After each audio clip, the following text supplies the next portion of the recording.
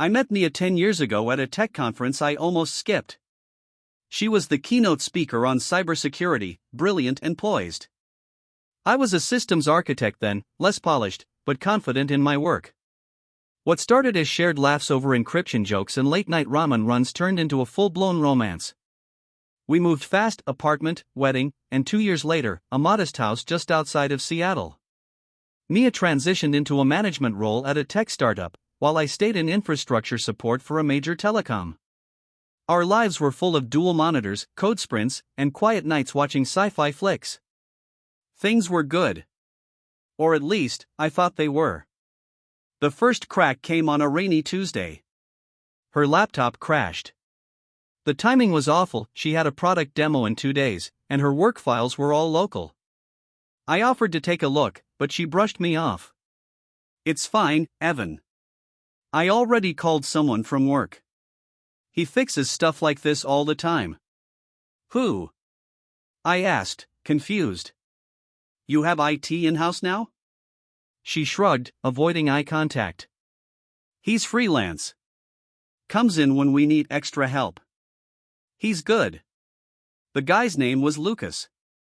That much I caught when he showed up that evening with a laptop bag slung over his shoulder and an easy smile. Early 30s, hipster beard, and a voice that had the unearned confidence of someone used to getting his way. Mia introduced us quickly, too quickly, and then ushered him upstairs to her office. I heard them laugh, too loud, too comfortable. I tried to ignore it, retreating to the kitchen under the guise of fixing dinner. After all, I trusted Mia. She was the most logical, rounded person I knew. If she wanted something different, she'd tell me. Wouldn't she? But then came the shifts. Her laughter lingered longer after her late meetings. Her phone lived face down, and she password-locked her MacBook, something she hadn't done in years. Still, I wanted to believe the best. So I gaslit myself. Until the day I came home early. It was a Friday.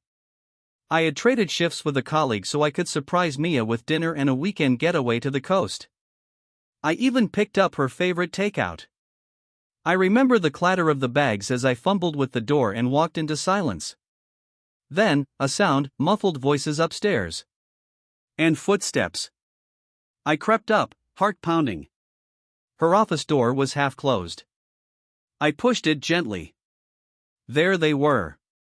Lucas had her against the wall, kissing her neck, her shirt halfway unbuttoned. My stomach turned. I didn't make a sound, just stared. It felt like the ground had shifted. Like gravity itself was taunting me. Mia looked up and froze. "Evan," she started, scrambling away from him, panic in her voice. But I turned. Walked out. I don't remember getting in my car or how long I drove. I ended up parked in some quiet street I didn't recognize, watching the rain splatter against the windshield, numb. Hours later, she texted. "Please come home. We need to talk." I didn't reply. That night, I slept in the guest room. She knocked once, then went quiet. The next morning, the laptop sat on the dining table, fixed, I assumed. Lucas was gone. And Mia? She was in the kitchen, eyes swollen, face pale. "I messed up," she said simply. But that wasn't the worst of it. What gutted me was how rehearsed it all sounded. Like she'd said those words before. And maybe, just maybe, I wasn't the first. I didn't respond at first. I just stood there in the doorway, looking at her. The woman I built a life with, coffee-stained mornings, shared Spotify playlists, awkward IKEA furniture builds, stood there like a stranger in my kitchen. "I messed up," she repeated, softer this time. It wasn't supposed to mean anything. But it did. Affairs don't happen in a vacuum. They're built one silence at a time, one skipped conversation after another. Mia didn't just trip into Lucas' arms. She walked there. "How long?" I asked. She didn't flinch. "A few weeks." It was more than that. I could hear it in the way she said few. Measured. Practiced. I suspected months. Why him? I wasn't even sure why I asked. Maybe I wanted to know what I lacked.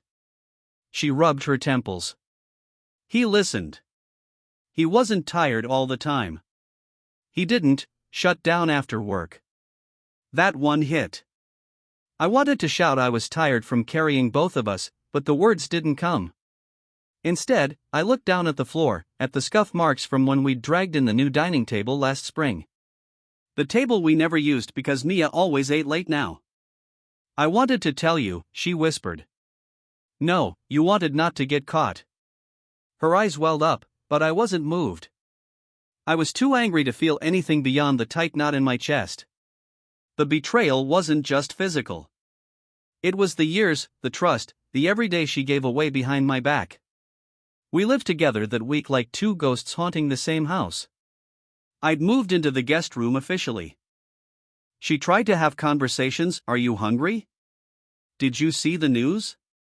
But I kept my replies short.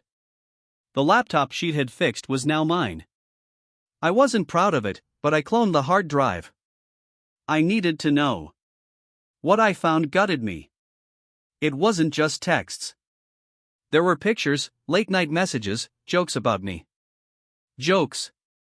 One video had her laughing, lying next to Lucas, saying, he still thinks I called IT for a blue screen.